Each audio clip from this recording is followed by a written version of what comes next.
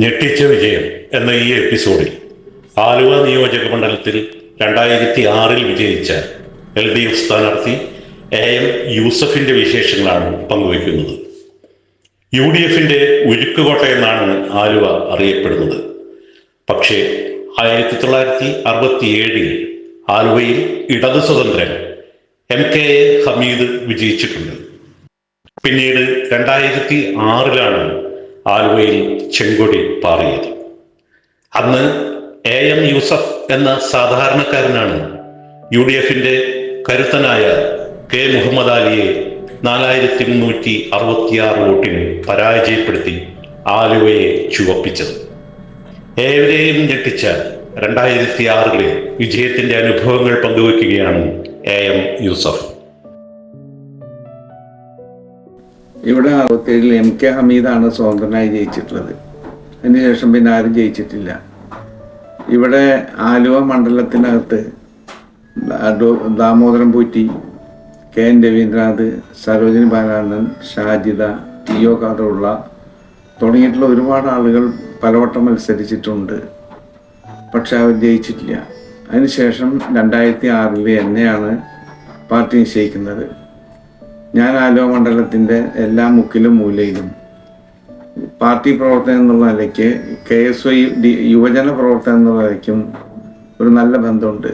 പല ഉപതെരഞ്ഞെടുപ്പുകളിലും അവിടെ പോയി ഞാൻ പല പഞ്ചായത്ത് വർക്ക് ചെയ്തിട്ടുണ്ട്. അങ്ങനെ വന്നപ്പോൾ ഞാൻ ആലുവയിൽ കളമശ്ശേരി മുനിസിപ്പൽ പ്രതിപക്ഷ നേതാവായി ഇരിക്കുന്ന സന്ദർഭത്തിലാണ് കേരള നിയമസഭയിലേക്ക് 2006 പാർട്ടി എന്നോട് മത്സരിക്കാൻ പറഞ്ഞു. ഞാൻ മത്സരിക്കുമ്പോൾ എനിക്കൊരു ആത്മവിശ്വാസമുണ്ട്. യുവജനങ്ങൾ, തൊഴിലാളികൾ, അങ്ങനെയുള്ള വിവിധ വിഭാഗത്തിൽപ്പെട്ടവരുടെ നല്ല സപ്പോർട്ട് തന്നെ എനിക്ക് കിട്ടിയിട്ടുള്ളത്. അതും പകലും ഒന്നും നോക്കാതെ ഞാൻ പ്രവർത്തിച്ചിട്ടുണ്ട്. ആ പ്രവർത്തനത്തിൻ്റെ ഭാഗമായി തന്നെയാണ് ജനങ്ങൾ എൻ്റെ കൂടെ നിന്ന് എന്നിൽ വിശ്വാസം അർപ്പിച്ച് എനിക്ക് വോട്ട് തന്നത്. എൻ്റെ വിജയം, ഞാൻ ഒരു സാധാരണക്കാരനാണ്. 4ാം തരം വരെ ഞാൻ പഠിച്ചിട്ടുള്ളൂ. അതിന് കൂടുതൽ വിദ്യാഭ്യാസമൊന്നും എനിക്കില്ല. പക്ഷെ എനിക്കൊരു അനുഭവമുണ്ട്. ഞാൻ കളമശ്ശേരി പുതിയമട്ട എസിലെ യൂണിയൻ നേതാവായിരുന്നു. യൂണിയനുള്ള നേതൃത്വം അന്നും ഉണ്ട്, ഇപ്പോഴും ഉണ്ട് എനിക്ക്.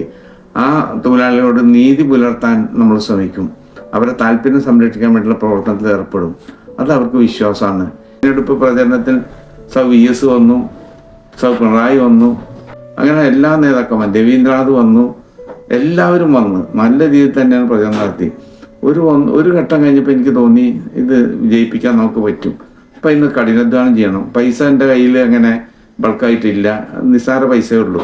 പക്ഷെ നമ്മുടെ സഹാക്കള് അവരും പോസ്റ്റ് എഴുതിയും ചുമര എഴുതിയും പ്രചരണം നടത്തിയും അധ്വാനിച്ചും അവർ കയ്യിൽ നിന്ന് കാശുകളാക്കിയിട്ടും എന്നെ വിജയിപ്പിക്കാൻ വേണ്ടി പരിശ്രമിച്ച അനുഭവമാണ് എനിക്കുള്ളത്.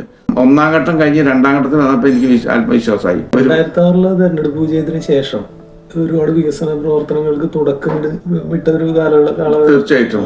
അപ്പോൾ താങ്കൾ തീർച്ചയായിട്ടും വികസനത്തിന്, ആലുവയുടെ വികസനത്തിന് ഒരുപാട് സംഭാവനകൾ നൽകി. തീർച്ചയായിട്ടും. പക്ഷെ 2011 ആ വിജയം എന്തുകൊണ്ട് ആവർത്തിക്കാൻ പറ്റാതെ? അത് ആലുവ മണ്ഡലം പൊളിച്ച്, എന്നിട്ട് കാഞ്ഞൂര്, പിന്നെ ശ്രീമൂല നഗരം, ചെങ്ങമനാട്, ഇങ്ങനെ പലതും വന്നു. അങ്ങനെ വന്നപ്പോൾ സ്വാഭാവികമായി എനിക്ക് അവിടെ ഒന്നും ഞാൻ രാഷ്ട്രീയ പ്രവർത്തനം നടത്തിയിട്ട് ഒരു കല്യാണത്തിന് പോലും പോയിട്ടില്ല. പെട്ടെന്ന് എന്നെ സ്ഥാനാർത്ഥം വിളിക്കുക ഞാൻ പ്രതീക്ഷിച്ചല്ല. അവിടെ ഞാൻ കളമശ്ശേരി തന്നെ എന്നെ നിർത്തുമെന്നാണ് ഞാൻ പ്രതീക്ഷിച്ചിരുന്നത്. അതുകൊണ്ട് കളമശ്ശേരി മണ്ഡലത്തിൽ എല്ലാ പ്രദേശത്തും പോയി ഞാൻ നന്നായിട്ട് വർക്ക് ചെയ്യായിരുന്നു. പക്ഷെ എനിക്ക് ആ സീറ്റ് പാർട്ടി തീരുമാനമാണ്. ഞാൻ അങ്ങനെ വാശി പിടിക്കേണ്ട കാര്യമില്ലല്ലോ. പാർട്ടി എവിടെ പറഞ്ഞാൽ അവിടെ നിൽക്കുക എന്നുള്ളതാണ് ഒരു പാർട്ടിക്കാരുടെ ഉത്തരവാദിത്വം. അങ്ങനെയാണ് അവിടെ പോയി മത്സരിക്കാൻ പറഞ്ഞ് മത്സരിച്ചു. ചെറിയ വോട്ടിനാണ് തോറ്റത്. പക്ഷെ അപ്പോൾ ഇന്ന് ഈ എൻ്റെ എതിർ സ്ഥാനാർത്ഥി അൻവർ സാദത്ത് ജില്ലാ പഞ്ചായത്തിലേക്ക് മത്സരിച്ച് ചുമരുമെന്ന് പേര് പോലും ആയിട്ടില്ല. എല്ലാവർക്കും നല്ല ബന്ധം അടുപ്പുള്ള ആ സമയത്താണ് ഇലക്ഷൻ. അയാൾക്ക് ആ പ്രചരണം, ആ ഗുണവും കിട്ടി. എനിക്കത് കിട്ടിയിട്ടില്ല. ഞാൻ ചെന്ന് പറഞ്ഞിട്ട് വേണം ഞാൻ അങ്ങനെയാണ്, ഇങ്ങനെയാണ്, ഈ രീതിയിലാണ്. മറ്റത് അതല്ല, അവിടെ ചുമരമ കിടക്കുക. അന്നത്തെ ഭൂരിപക്ഷം ഉണ്ടായിട്ടുണ്ട്. ആ ഭൂരിപക്ഷം നിയമസഭാ തെരഞ്ഞെടുപ്പ് അൻവർ സാദത്ത് കിട്ടിയിട്ടില്ല. അൻവർ സാദത്തിന്റെ മുടുക്ക് കൊണ്ടൊന്നുമല്ല, എന്റെ കഴിവില്ലായ്മ കൊണ്ടുമല്ല. 2006 തെരഞ്ഞെടുപ്പ് നിയമസഭയിലേക്ക് താങ്കളുടെ സ്ഥാനാർത്ഥിത്വം പരിഗണിക്കാനുണ്ടായ സാഹചര്യം എന്തായിരുന്നു? അതിന്റെ മുമ്പ് എന്നെ കുറിച്ച് ചർച്ച വന്നിട്ടുണ്ട്. ജില്ലാ കൗൺസിൽ യോഗത്തിൽ എന്നെ വന്നു. പിന്നെ സഭ മത്സരിച്ചു.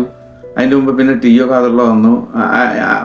അലിക്കുഞ്ഞ് സഹാവുണ്ട് കടുങ്ങല്ലൂര്. അലിക്കുഞ്ഞ് സഹാവാണ് വളരെ താല്പര്യം എടുത്ത് മുൻകൈ എടുത്ത്, പിന്നെ ടി കെ മോഹൻ എടുത്ത്, രവീന്ദ്രനാഥ് എടുത്ത്, ഇവിടെ എൻ്റെ കെ വി വർഗീസ്, അങ്ങനെ നമ്മുടെ എൻ്റെ കൂടെയുള്ള എൻ്റെ സ്നേഹിതന്മാരായുള്ള സി കെ പരീത്, അതുപോലെ തന്നെ പി എസ് ഗംഗാധരൻ എതിർപ്പുണ്ടെങ്കിലും പിന്നീട് അനുകൂലമായിട്ട് എടുത്തു. ഇവിടെയുള്ള ചെറുപ്പക്കാരായിട്ടുള്ള ആളുകൾ, അങ്ങനെ ഓരോരുത്തരും നല്ല രീതിയിൽ തന്നെയാണ് എന്നോട്. പിന്നെ പഴയ പഞ്ചായത്ത് പ്രസിഡന്റ് വീരാൻകുട്ടികളുടെ മകൻ ഷംസു, എല്ലാവരും നല്ല രീതിയിൽ തന്നെ പ്രവർത്തിച്ചത്. ഈ 2006 അങ്ങനെ തെരഞ്ഞെടുപ്പ് പ്രചാരണ രംഗത്തേക്ക് ഇറങ്ങുമ്പോൾ തീർച്ചയായിട്ടും ഒരു ബുദ്ധിമുട്ടുകൾ നേരിട്ടേക്കുന്ന ഒരു സാഹചര്യം ഉണ്ടായിരുന്നോണം. കാരണം ഒരു UDF കോട്ടയിലാണ് താങ്കൾ മത്സരിക്കാൻ ഇറങ്ങിയിരിക്കുന്നത്. അപ്പൊ അന്ന് നേരിട്ട ഏറ്റവും വലിയ ഒരു വെല്ലുവിളി എന്തായിരുന്നു? വെല്ലുവിളി എനിക്ക് വിദ്യാഭ്യാസം ഇല്ല എന്ന് പറഞ്ഞിരുന്നു. പിന്നെ ഇവിടുത്തെ തന്നെ എല്ലാം ഞാൻ പാലക്കാട് ജില്ലയിലെ ചാലിശ്ശേരിയില. ഞാൻ ഇവിടുത്തെ തന്നെ അല്ലാതായപ്പോഴാണ് പഞ്ചായത്ത് മെമ്പറായത്. ഇവിടുത്തെ തന്നെ ആയിട്ടാണ് പഞ്ചായത്ത് മെമ്പറായത്, മുനിസിപ്പൽ കൗൺസിൽ ആയത്, മുനിസിപ്പൽ ചെയർമാൻ ആയത്. അത്തരം ആക്ഷേപങ്ങൾ എങ്ങനെ നേരിട്ടു? അത് ആവശ്യം ഞാൻ മൈൻഡ് ചെയ്യില്ല. അത് മൈൻഡ് ചെയ്യേണ്ട കാര്യമില്ല. നമ്മളൊക്കെ ഇന്ത്യക്കാരാണ്. എനിക്ക് എവിടെയും പോകാനും മത്സരിക്കാനും പ്രവർത്തിക്കാനും അവകാശമുണ്ട്. അതെന്റെ ദേശീയബോധമാണ്, മതേതരത്വമാണ്, ജനാധിപത്യമാണ്, സോഷ്യലിസമാണ്, മതസൗഹാർദ്ദമാണ്, സാഹോദര്യ സ്നേഹമാണ്. ഈ 2006 തെരഞ്ഞെടുപ്പ് സമയത്ത് പൊതുവെ ഇന്നത്തെ പോലെ സോഷ്യൽ മീഡിയ അത്ര സജീവമല്ല. അപ്പൊ തീർച്ചയായിട്ടും പ്രചാരണ രംഗത്ത് നമ്മൾ അതനുസരിച്ച് വർക്ക് ചെയ്യേണ്ട ഒരു സാഹചര്യം ഉണ്ട്. അപ്പോ താങ്കളുടെ പ്രചരണം എത്ര മണിക്ക് തുടങ്ങുമായിരുന്നു? അത് എത്ര മണി വരെ അവസാനിപ്പിക്കുക? രാവിലെ ഒരു സുബഹി നിസ്കാരം കഴിഞ്ഞാൽ തുടങ്ങും. രാത്രി 12 മണി, 1 മണി, 2 മണിക്ക് വരെ ചില ആളുകൾ വിളിച്ചുണർത്തിയിട്ട് ഞാൻ കണ്ടിട്ടുണ്ട്. അവരോട് സംസാരിച്ചിട്ടുണ്ട്, അവരെ വോട്ട് ഉറപ്പിച്ചിട്ടുണ്ട്. ഈ രാത്രിയൊക്കെ അവരുടെ അടുത്തേക്ക് ചെല്ലുമ്പോൾ അവർ നമ്മളോട് സ്നേഹം കാണിക്കുള്ളൂ, വെറുപ്പല്ല. എന്തിനാണ് കൊണ്ട് വന്നതെന്ന് ചോദിക്കില്ല. വന്നത് നന്നായി, ഞാൻ കാണാതിരിക്കായിരുന്നു, ശരി ഞങ്ങളുടെ വീട്ടിലെ വോട്ട്, എൻ്റെ കുടുംബക്കാരെ വോട്ടുണ്ട് എന്ന് പറഞ്ഞിട്ടുണ്ട്. അതൊരു വലിയ അനുഭവമല്ലേ. അന്ന് പ്രചരണ രംഗത്ത് എന്തൊക്കെ തന്ത്രങ്ങൾ ഉപയോഗിച്ചിട്ടുണ്ട്? അത് തന്നെ ഈ സാധാരണത്തെ പ്രചരണം മൊത്തം ഉണ്ടായിട്ടുണ്ട്. ഭവന സന്ദർശനം ഉണ്ടായിട്ടുണ്ട്, പിന്നെ സ്ക്വാഡ് പ്രവർത്തനം ഉണ്ടായിട്ടുണ്ട്, പഞ്ചായത്ത് റാലി നടന്നിട്ടുണ്ട്, പഞ്ചായത്ത് കൺവെൻഷൻ നടന്നിട്ടുണ്ട്, പത്രം കൊടുത്തിട്ടുണ്ട്. അങ്ങനെ ഓരോ കാര്യങ്ങളും നമ്മൾ ചെയ്തിട്ടുണ്ട്. പിന്നെ പ്രത്യേക തന്ത്രം വെച്ചാൽ ഞാൻ ചെന്ന് വോട്ടറെ കാണലാണ് പ്രത്യേക തന്ത്രം. ആ വോട്ടറെ ഉറപ്പിച്ചെടുക്കലാണ്. ഇപ്പോൾ വോട്ട് ചെയ്യില്ല എന്ന് പറഞ്ഞ ആളുകളുടെ എണ്ണം കുറവാണ്. ചെയ്യില്ല എന്ന് പറഞ്ഞ ആളുകളും പിന്നീട് എനിക്ക് അനുകൂലമായിട്ട് വന്നിട്ടുണ്ട്. ഈ തെരഞ്ഞെടുപ്പ് പ്രചാരണ രംഗത്ത് ഇറങ്ങുമ്പോൾ താങ്കളുടെ വിജയപ്രതീക്ഷ ആ സമയത്ത് എത്രത്തോളമായിരുന്നു? ഒരു 100 പറയുകയാണെങ്കിൽ എത്ര വരെ നിങ്ങൾക്ക് പ്രതീക്ഷ എന്ന് തോന്നിയിട്ടുണ്ട്? എനിക്ക് 80% പ്രതീക്ഷ ഉണ്ടായി. തുടക്കത്തിൽ ഉണ്ടായില്ല. തുടക്കത്തിൽ ഒരു 40-45 അത്രേ ഉള്ളൂ. കുറച്ച് കഴിഞ്ഞപ്പോ 60ആയി. ആത്മവിശ്വാസം കൂടി. കാരണം വോട്ടർമാരെ പ്രതികരണം. ഇപ്പൊ ഞാനിപ്പോ നിങ്ങളുടെ വീട്ടിൽ വന്നിട്ട് നിങ്ങൾക്ക് വോട്ട് ചോദിച്ചു, നിങ്ങൾ എനിക്ക് വോട്ട് ചെയ്യാന്ന് പറഞ്ഞു. ഞാൻ എന്നിട്ട് ഇറങ്ങിപ്പോ ഒന്നുകൂടി തിരിഞ്ഞു നോക്കിയാൽ നിങ്ങൾ പറയും, നിങ്ങളുടെ മുഖം നോക്കിയാൽ എനിക്ക് മനസ്സിലാവും എന്നെ വോട്ട് ചെയ്യാത്ത ആളാണ് ചെയ്യുന്ന ആൾ. അപ്പൊ അവിടെ ഒന്നുകൂടി പോകും. അതൊരു രാഷ്ട്രീയ രാക്കാണ്. അതെ. ഈ 2011 മത്സരിക്കാൻ ഇറങ്ങിയപ്പോ ഈ പ്രതികരണം ഇങ്ങനെ ഉണ്ടായി. പക്ഷെ എനിക്കൊരു ബന്ധമില്ലല്ലോ.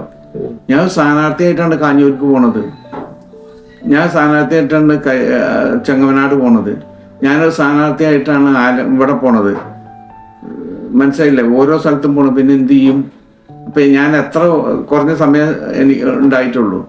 ആ കുറഞ്ഞ സമയം കൊണ്ട് 1 മാസം കൂടി കിട്ടുകയാണെങ്കിൽ ഞാൻ കടിച്ചു കയറുമായിരുന്നു. പക്ഷെ അതും കിട്ടിയില്ല. 9,000 ഒന്ന് പരിശോധിക്കണം. മനസ്സിലായില്ലേ? ഞാൻ ജയിക്കണം എന്ന് ആഗ്രഹം ഉണ്ടായിരുന്നു അവിടുത്തെ ആളുകൾക്ക്. ഇപ്പോഴും ആഗ്രഹം വെച്ച് പുലർത്തുന്ന ഒരുപാട് ആളുകൾ. മണ്ഡല പുനർനിർണയം വന്നതാണ് നമുക്ക് വന്നതും എനിക്ക് സമയം കിട്ടാത്ത കൊണ്ടും പ്രവർത്തനത്തിന്. പിന്നെ പൈസ ഇല്ലാത്ത കാര്യം ഉണ്ടായി. മനസ്സിലായില്ല? പൈസയും വേണ്ട. പിന്നെ ഇവിടെ കളമശ്ശേരിയിൽ ഇബ്രാഹിം കുഞ്ഞ് ഞാനും കൂടി മത്സരിച്ച് നിസ്സാര വോട്ടിനെ തോറ്റുള്ളൂ.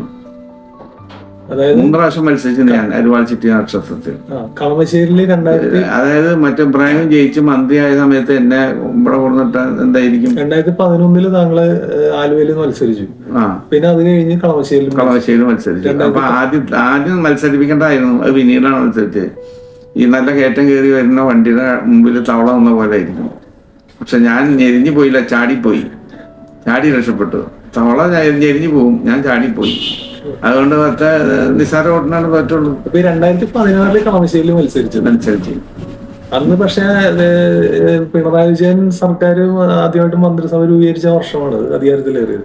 അത് പൊതുവെ സംസ്ഥാനത്തിന് ഇടത് തരംഗം ഉണ്ടായിരുന്നു. പക്ഷെ ആ വിജയം തങ്ങൾക്ക് ഇവിടെ ആവർത്തിക്കാൻ സാധിച്ചു. ഞാൻ ഈ കാരണങ്ങള് എനിക്കൊന്ന് ആളുകളെ കണ്ട് ക്യാമ്പയിൻ നടത്താനും പ്രവർത്തിക്കാനും കഴിയണ്ടേ, സമയം കിട്ടിയില്ല. പിന്നെ മണ്ഡല പുനർനിർണയം ഉണ്ടായിട്ടുണ്ട്. അങ്ങനെ വന്നപ്പോഴും അതും ബുദ്ധിമുട്ടായി. പിന്നെ ഭൂരിപക്ഷം പഞ്ചായത്തും അതൊക്കെ മുനിസിപ്പാലിറ്റി ഒക്കെ അവർക്ക് അനുകൂലമായിട്ടായിരുന്നു. ഏലൂര് മാത്രമേ ഉണ്ടായിരുന്നത്. അതൊക്കെ പ്രശ്നം ആലങ്ങാണ്ടായിട്ടുണ്ട്. താങ്കൾക്ക് ഏറ്റവും അടുപ്പമുള്ള ഒരു നേതാവ് താങ്കളുടെ രാഷ്ട്രീയ ജീവിതത്തിൽ ഏറ്റവും അടുപ്പം ഉണ്ടായിരിക്കുന്ന ഒരു നേതാവാണ്? EMS, AKG, അഴീക്കോടൻ, ഇമ്പിച്ചുവാവ, ഇപ്പൊ ജീവിച്ചിരിക്കുന്നതിൽ KN വിനാഥ്, പാലോളി മുതൂട്ടി, ML ലോറൻസ് അത് ജീവിച്ചിരിക്കുന്നില്ല. പിന്നെ അങ്ങനെയുള്ള ഭയങ്കര അടുപ്പം, ഭയങ്കര സ്നേഹം എന്നോട്. വന്നാൽ യൂസഫെ ഇരിക്ക്, എന്താണോ വേണ്ടത് എന്നൊക്കെ ചോദിച്ച് എന്നോട് എപ്പോഴും. ഈ മരിക്കുന്നതിന്റെ കുറച്ച് ദിവസം മുമ്പ് ഞാൻ VS-ന്റെ അടുത്ത് പോയിരുന്നു. പക്ഷെ അത്ര വലിയ സംസാരിക്കാൻ പറ്റില്ല. ഇങ്ങനെ കൈകൂപ്പി കണ്ടു.